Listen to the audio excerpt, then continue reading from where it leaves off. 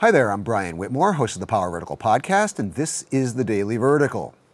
He's a bare-knuckled street brawler. He's a firebrand leftist, and he's an unapologetic Stalinist who wants to restore the Soviet Union. For nearly 5 years, Sergei Udaltsov has been Russia's most invisible political prisoner. The public didn't read his prison letters. Rights groups didn't take up his cause.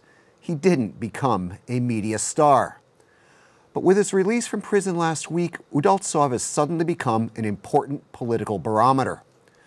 Because as soon as Udaltsov walked free, the rumors, the speculation, and the innuendo swirled that he'd cut a deal with the Kremlin, that in exchange for his freedom, he'd agreed to be co-opted by the system and play the role of the spoiler.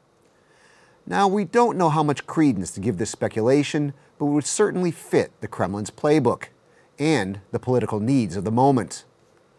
Vladimir Putin's regime fears the anti-establishment mood that opposition leader Alexei Navalny has so effectively and skillfully tapped into, and it fears the politically active and nonconformist youth. And what better way to neutralize this threat than to use a streetwise leftist firebrand to divide it, to turn Udaltsov into a housebroken anti-Navalny?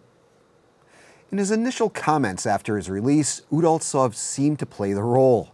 He criticized Navalny and expressed support for the annexation of Crimea and the war in the Donbass. But, as opposition journalist Oleg Kashin wrote in a recent column, the role of Kremlin patsy doesn't really suit the fiercely ideological Udaltsov. For 5 years, Udaltsov has been the Russian opposition's invisible man.